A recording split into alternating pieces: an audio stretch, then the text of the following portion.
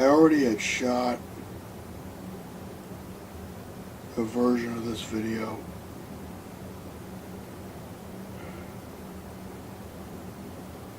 on my webcam.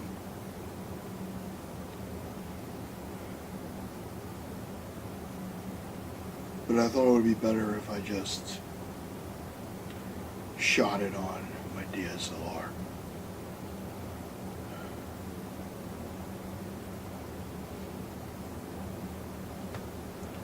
There have been a lot of celebrity deaths. I have two big deaths that involved my childhood in some way. One of them being Stan Lee, the other being Steven Hillenburg.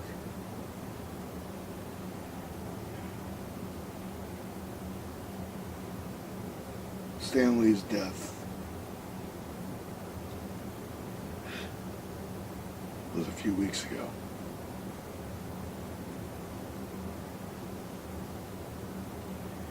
And I don't know what to say. Actually, there's a lot I can say.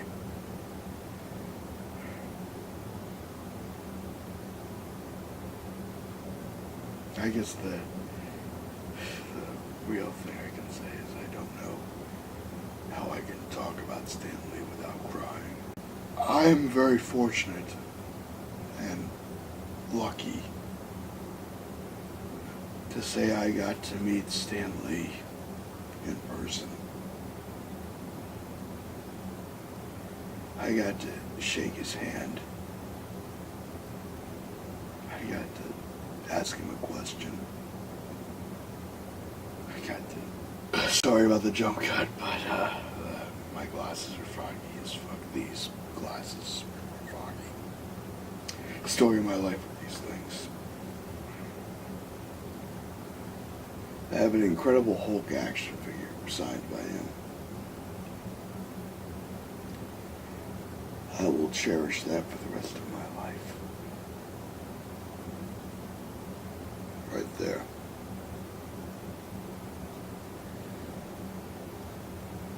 As a reminder,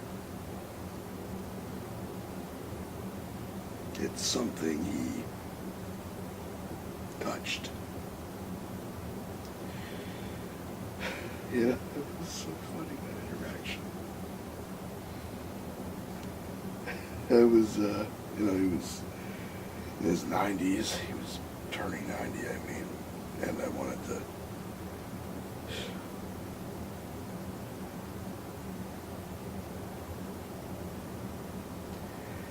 I didn't want to pressure him. It sounds weird, but I didn't want to, have him exhaust or strain himself or make himself uncomfortable to appease me as a fan. That wouldn't be fair or right. So when I got that figure and he signed it, I was like, yeah, whatever you want. He's like, no, you told me where to sign. I'm like, okay, and I'm just thinking off the top of my head, to sign it on the side with the Hulk and the Avengers thing. Its signature's kind of hard to see, but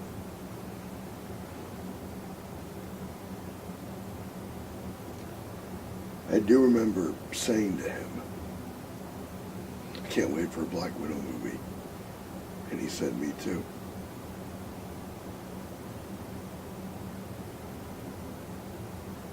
I still have it.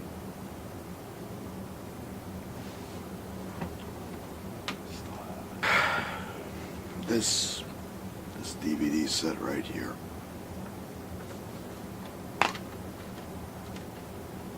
It's not the original one I had. That got screwed up, unfortunately, a while ago. It was this. It was this DVD.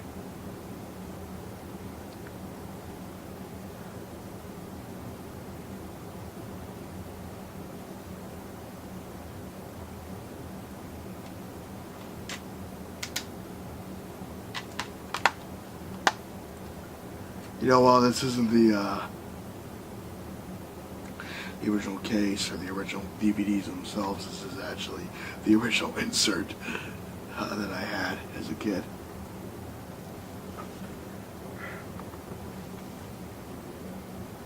This DVD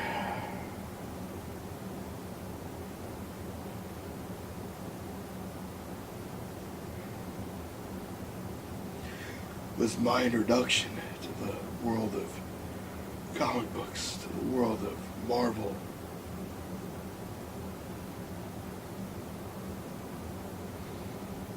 If I had planned it better, I probably would have wanted to decide this. Because of how sentimental this set was to me. I would watch this because my parents restricted my internet usage a lot when I was growing up for obvious reasons. I was a little kid and the internet was just starting, and well, the internet, chat rooms and shit, and my mom was like, you're not going on that shit until you're older. So I didn't have YouTube. I didn't use YouTube. Probably didn't even fucking exist yet. But I found comfort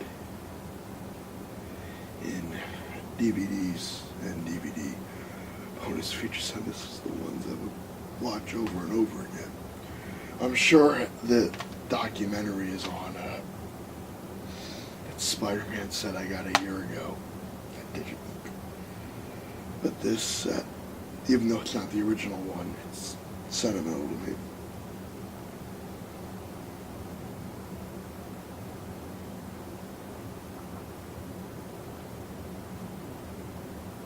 Stan Lee's legacy.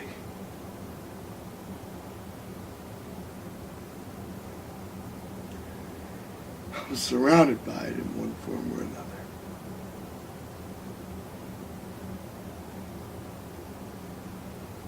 Stan Lee was one of the greatest pioneers in the field of storytelling. I have this book, and maybe I'll cut to it, or maybe in the end of the fucking video I'll show it, but there's this book called Stan Lee's Amazing Marvel Universe. I couldn't read that well when I was younger. I had due to learning disabilities, but I would just listen. And it was the same thing over and over, but I just couldn't take my ears away from his voice.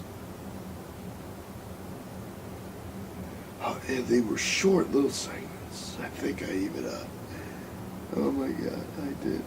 I recorded the whole audio from that book.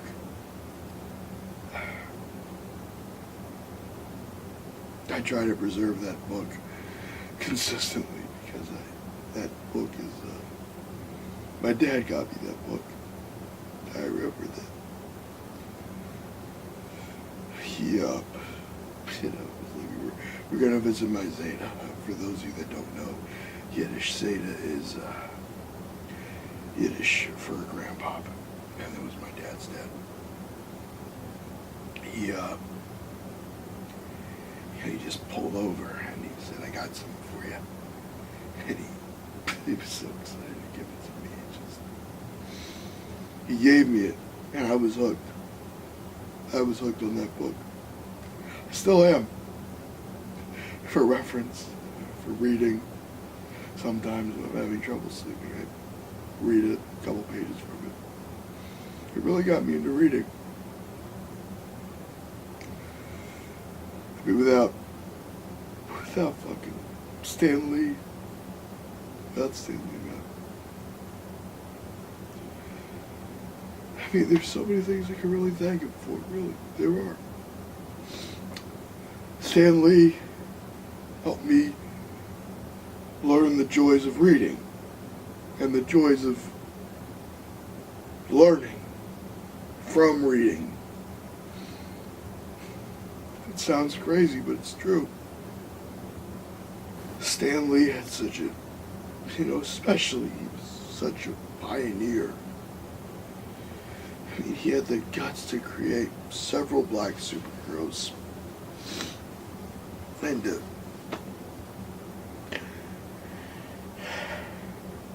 to call out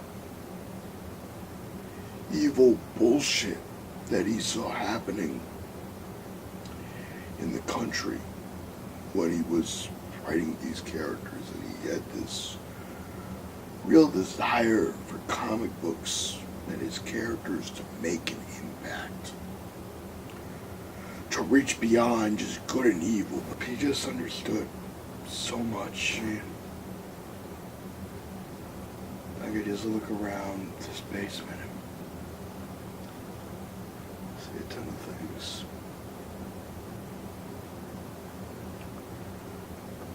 As a Marvel fan, as a comic fan,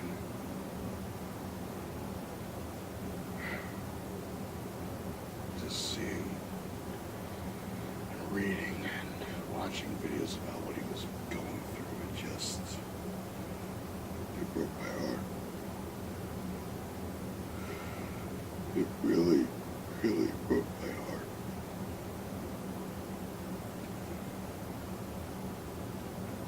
Now, I read a while ago, before he died, obviously, some of the allegations that were charged against members of his inner circle were bullshit. Others were more legit, but it was just, I was going to put this here.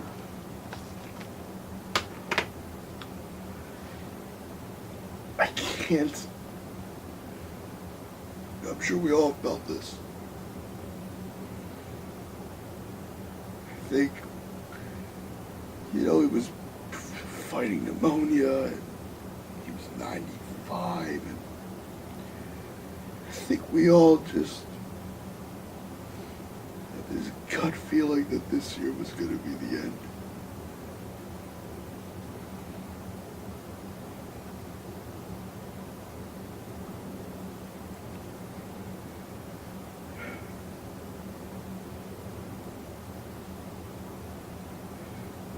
I really, really hope he went in peace with those that loved him the most, and that he didn't die alone.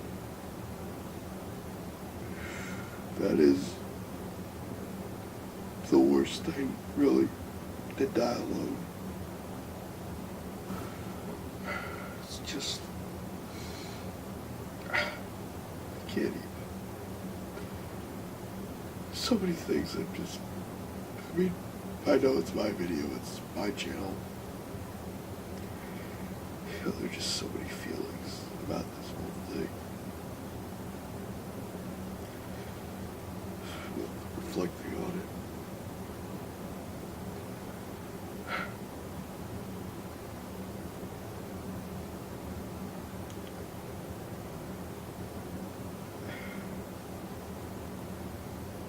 I mean, I got to witness it in person. Now you could say it's one interaction. What does one interaction really give you? But, when I saw him, he had like this Jewish grandfather vibe, or that Great Depression grandfather kind of vibe. Like the generation that lived through the Depression as a child or teen. He's had this humbleness to him, with this wisdom to him, and it just oozed out of him. I had a list of questions at the time, and then I wasn't going to ask him all of it. I tried to, and he's like, I already got your question, I got to ask someone else. I'm like, okay. Stan Lee yelled at you hey, what are you trying to do? You listen. Yeah.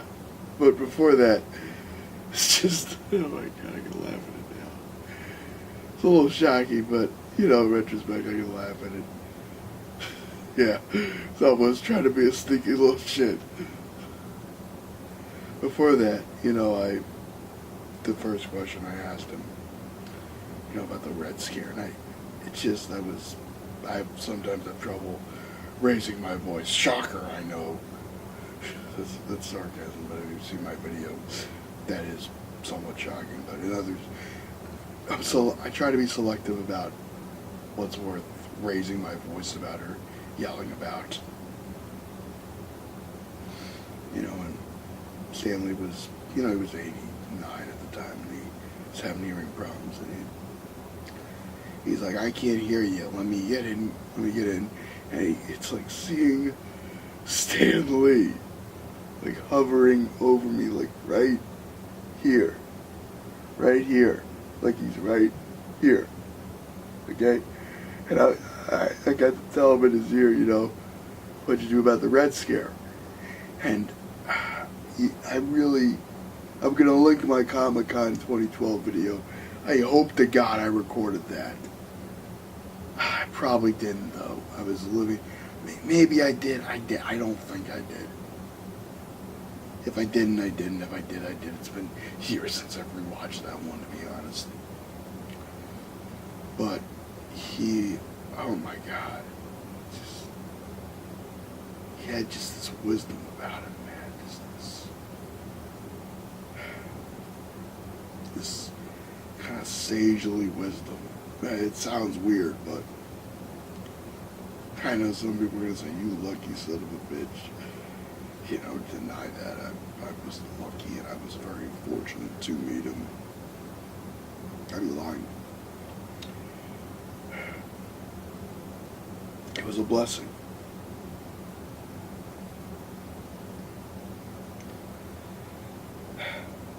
Yeah, I was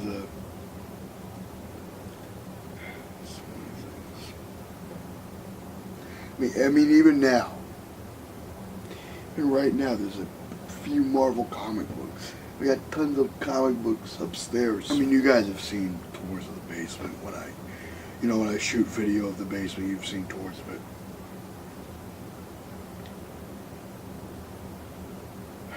There's a Spider-Man piece of art there, and I got it at Florida thing. I got to meet Stan Lee.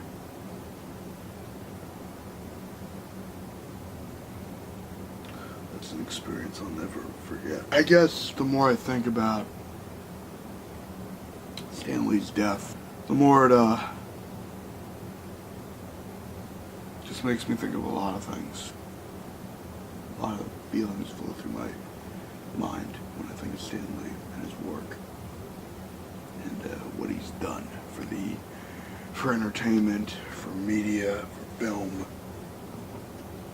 I mean, there's so much that he did. So much that I take for granted now. I can go to a comic store every once in a while and buy a few comic books. Read them, enjoy them. Read some reference books.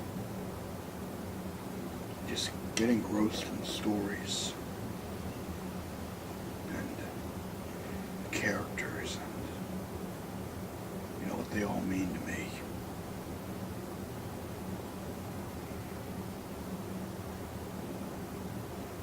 And I guess the best way to honor Stan Lee really is to remember the wonderful, amazing, incredible, fantastic life he lived.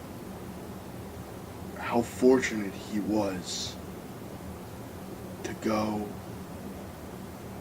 from the age of 17 working in an industry that he thought would just be a short shtick that lasted his entire life, and through that created a universe that we all can go and play in.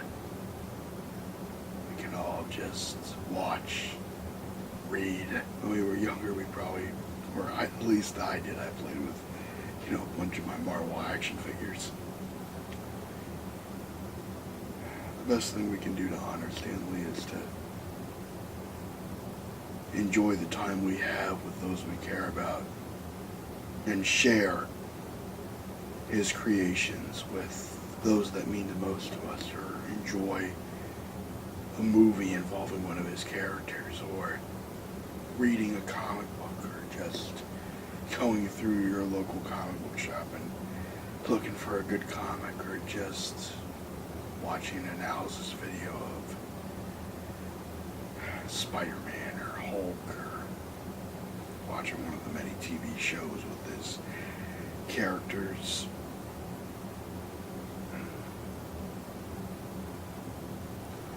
There are many ways to honor Stan Lee. One of the things we can smile about is that, like every creative genius before him,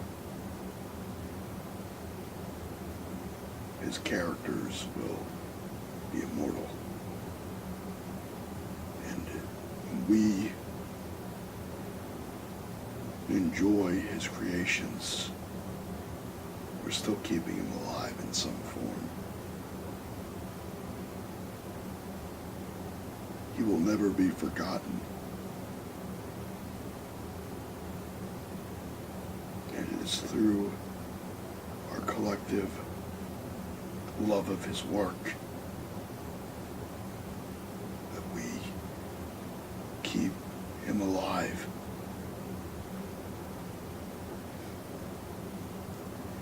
Excelsior.